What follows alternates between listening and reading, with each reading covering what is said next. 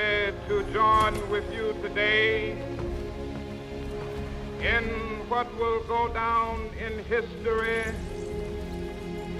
as the greatest demonstration for freedom in the history of our nation.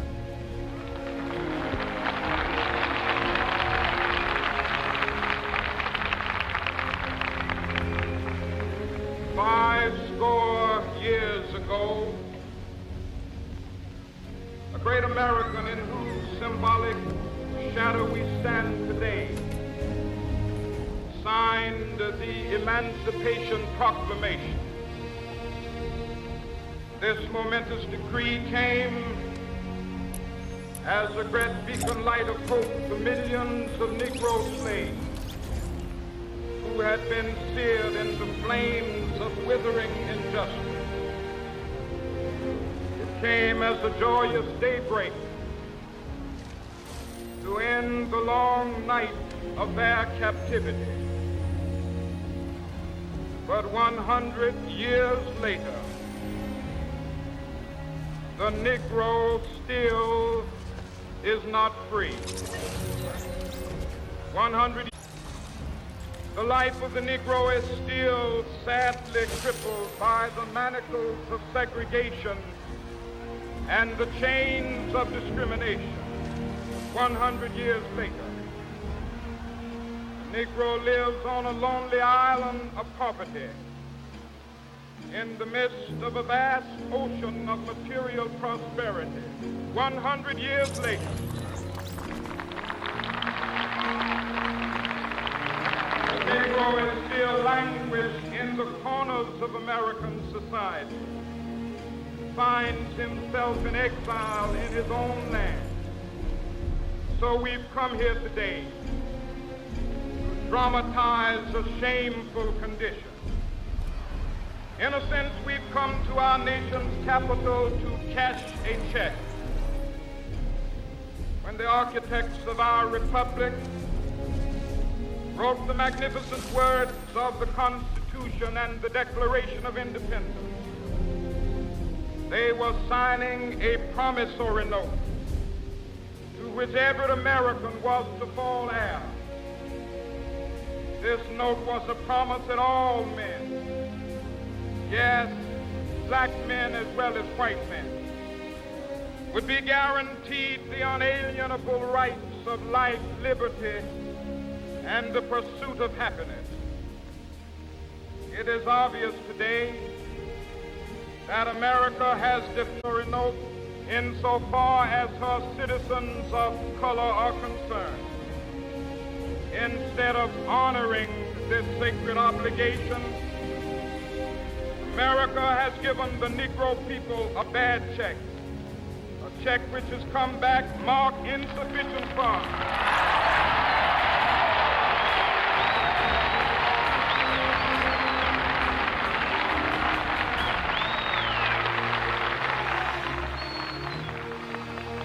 But we refuse to believe that the Bank of Justice is bankrupt.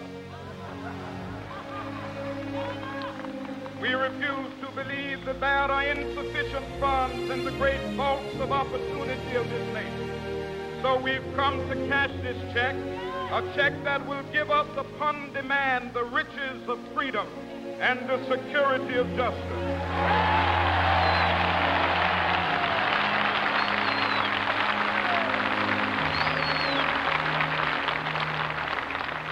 We have also come to this hallowed spot to remind America of the fierce urgency of now. This is no time to engage in the luxury of cooling off or to take the tranquilizing drug of gradualism.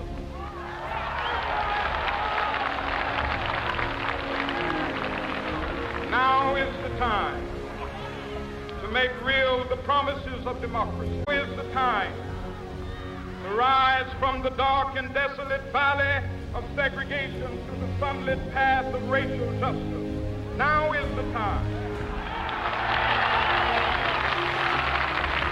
to lift our nation from the quicksands of racial injustice to the solid rock of brotherhood. Now is the time justice a reality for all of God's children, it would be fatal for the nation to overlook the urgency of the moment. This sweltering summit of the Negro's legitimate discontent will not pass until there is an invigorating autumn of freedom and equality. 1963 is not an end, but a beginning. Those who hope that the Negro needed to blow off steam and will now be content will have a rude awakening if the nation returns to business as usual.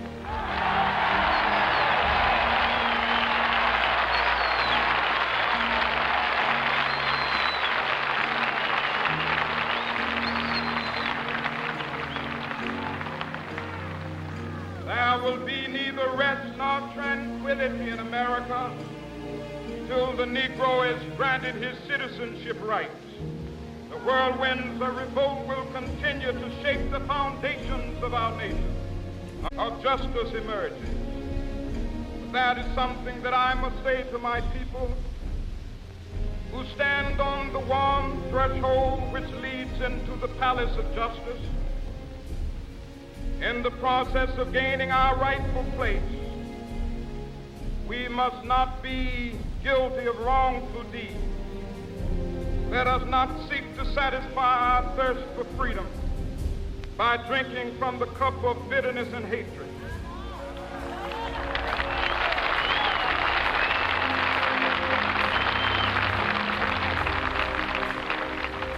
We must forever conduct our struggle on the high plane of dignity and discipline.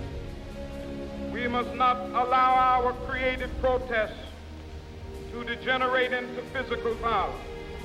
Again and again, we must rise to the majestic heights of meeting physical force with soul force. The marvelous new militancy which has engulfed the Negro community must not lead us to a distrust of all white people.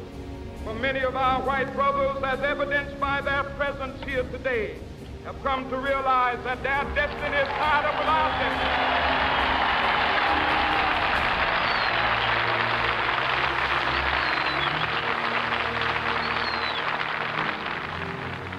They have come to realize that their freedom is inextricably bound to our freedom. We cannot, as we walk, we must make the pledge that we shall always march ahead. We cannot turn back. There are those who are asking the devotees of civil rights, when will you be satisfied? We can never be satisfied as long as the Negro is the victim of the unspeakable horrors of police brutality. We can never be satisfied as long as our body is heavy with the fatigue of travel, cannot gain lodging in the motels of the highways and the hotels of the city.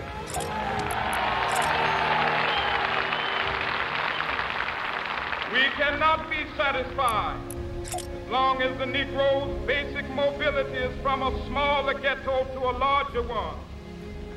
We can never be satisfied as long as our children are stripped of their selfhood and robbed of their dignity by signs stating for whites only.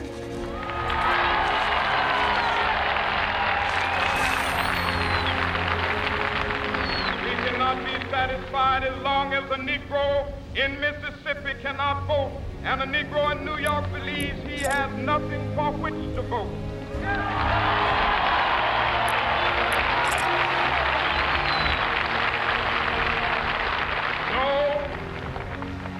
No, we are not satisfied, and we will not be satisfied until like waters and righteousness like a mighty stream.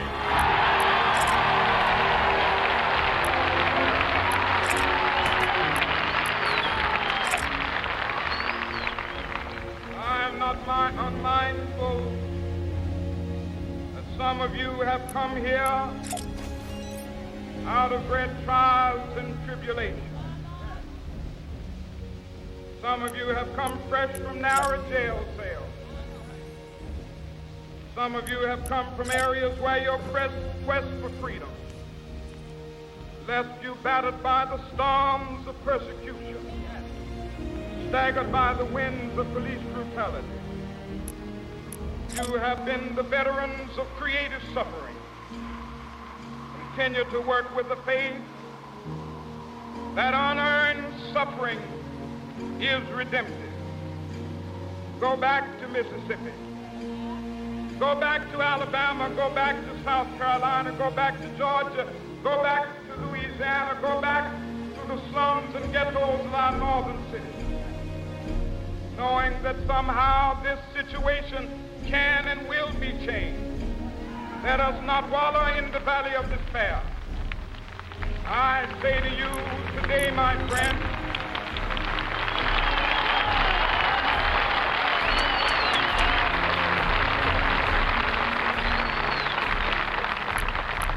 so even though we face the difficulties of today and tomorrow, I still have a dream. It is a dream deeply rooted in the American dream. I have a dream that one day this nation will rise up, live out the true meaning of its creed. We hold these truths to be self-evident, that all men are created equal.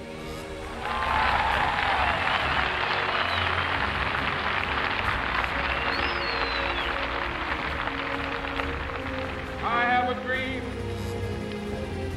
that one day on the red hills of Georgia, sons of former slaves and the sons of former slave owners will be able to sit down together at the table of brotherhood. I have a dream that one day even the state of Mississippi, a state sweltering with the heat of injustice, sweltering with the heat of oppression, be transformed into an oasis of freedom and justice. I have a dream. My 4 little children will one day live in a nation where they will not be judged by the color of their skin, but by the content of their character. I have a dream today.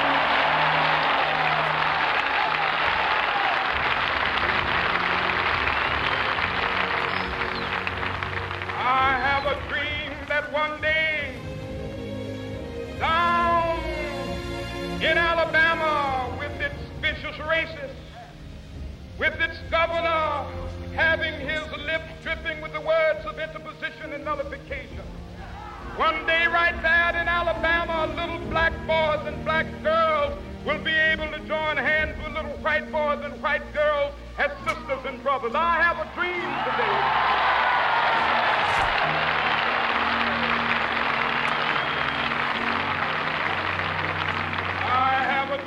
That one day every valley shall be exalted, every hill and mountain shall be made low, the rough places will be made plain, and the crooked places will be made straight, and the glory of the Lord shall be revealed, and all flesh shall see it together. This is our hope. This is the faith that I go back to the South with. With this faith, we will be able to hew out of the mountain of despair a stone of hope. With this faith, we will be able to transform the jangling discords of our nation into a beautiful symphony of brotherhood. With this faith, we will be able to work together, to pray together, to struggle together, to go to jail together, to stand up for freedom together, knowing that we will be free one day.